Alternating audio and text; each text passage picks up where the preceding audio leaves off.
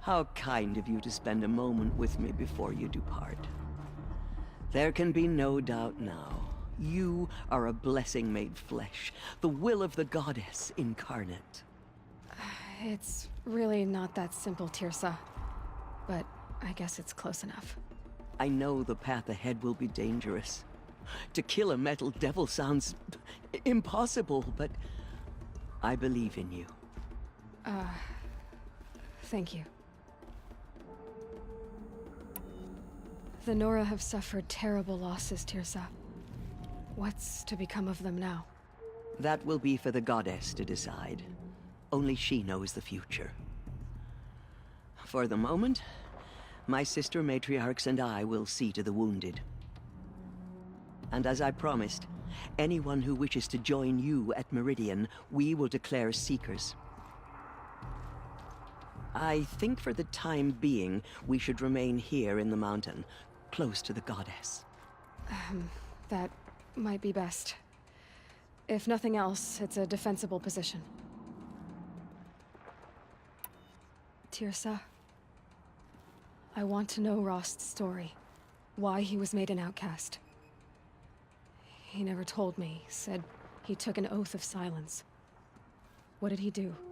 Oh. Yes, that. What crime did he commit? I will tell you if you wish. But it is a long story. Are you sure you want to hear it now?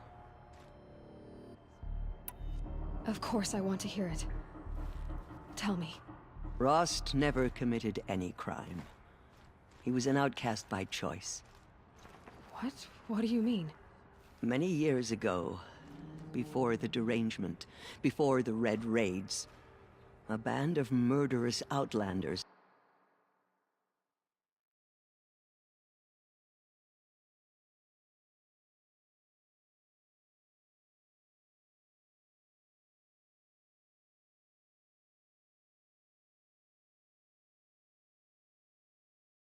"12 in number, struck without warning.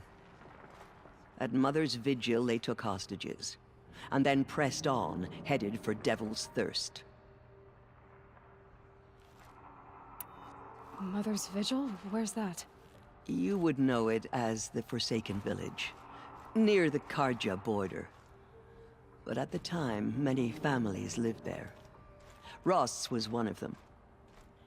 His mate was killed fighting the Outlanders, and his daughter was among those taken hostage. His daughter?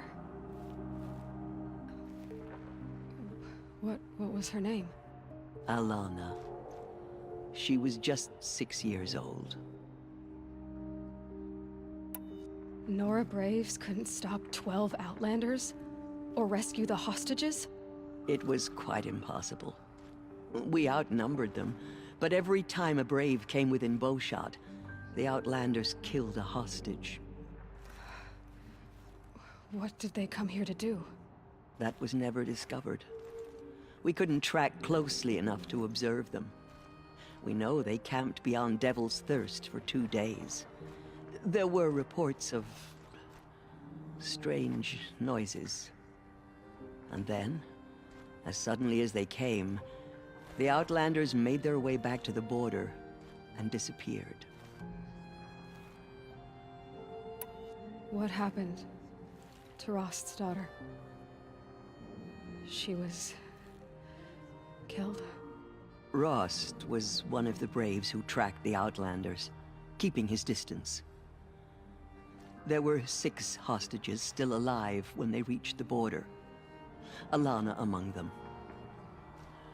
Rather than release them, the Outlanders slit their throats and left the corpses just across the border, mocking us. Why? Cruelty. They knew the faithful Nora would not leave the sacred land to collect the bodies, let alone pursue them. They thought themselves safe from our vengeance. Are you saying that Rost went after them? That he became an exile? No. Rost was beside himself with grief, but even so, he would never have broken taboo. Then what did he do? He called upon the most terrible and secret rite of the Nora tribe. He begged to be made a Death Seeker. A Death Seeker? What is that?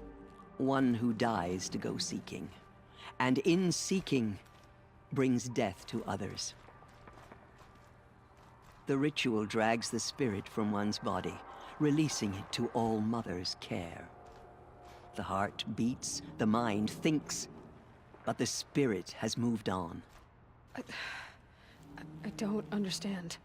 Rast went after the Outlanders, but his spirit never left. It remained here with All Mother. He gathered the bodies of the slain and returned them.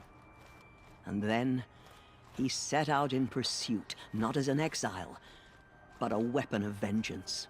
A barbed arrow shot from a bow, never to return.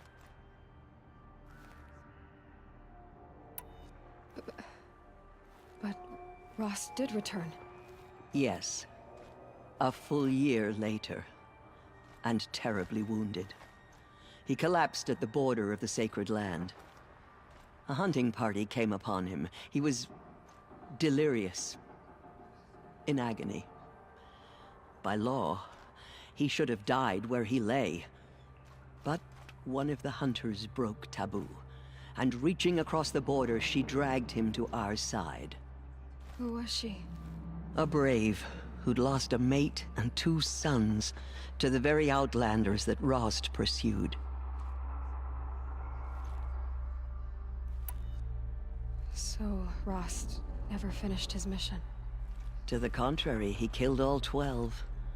Tracked them to disparate places the world over, he said. Meridian, Ban-Ur, the Claim, Utaru Land, further even, into the Forbidden West. The last he killed nearly got the best of him. Wounded, he stumbled and crawled back to us, hoping to die as close to the sacred land as he could. He never expected nor asked to be dragged across the border and nursed back to health. That was done to him, leaving us, the matriarchs, in a difficult position. Why couldn't you just welcome him back? Rast had been made a Death Seeker, Aloy. He no longer had any place among the tribe. By law, he should have been driven back out. But we couldn't bring ourselves to do that, so we offered a compromise. You made him an outcast. Yes. We offered to do so on the condition he never speak to anyone of this exception. After all he did, all he suffered, to be declared an outcast was his reward. Rast was overjoyed. He never expected to live another day in the sacred land, let alone the embrace, so close to the goddess.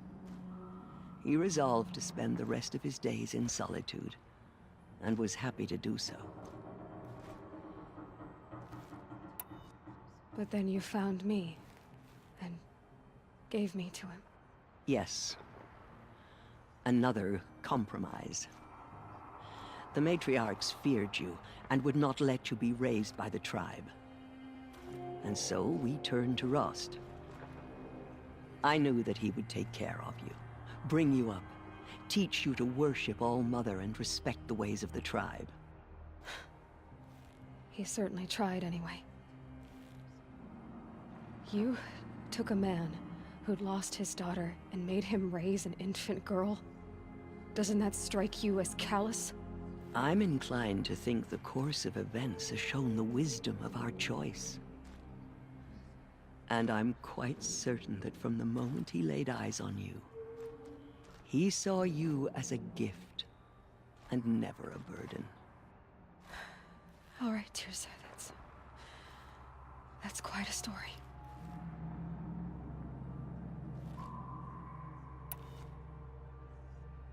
It's time for me to move on. I thank you for doing what you could to help me through the years, and for telling me Rast's story. I wish I could have done more. But I am just one woman. As am I. No need to sell ourselves short. Oh, thank you, Aloy. I will pray for you. Okay. I guess it can't hurt. Have you seen the Anointed in action? I pity any machine that stands against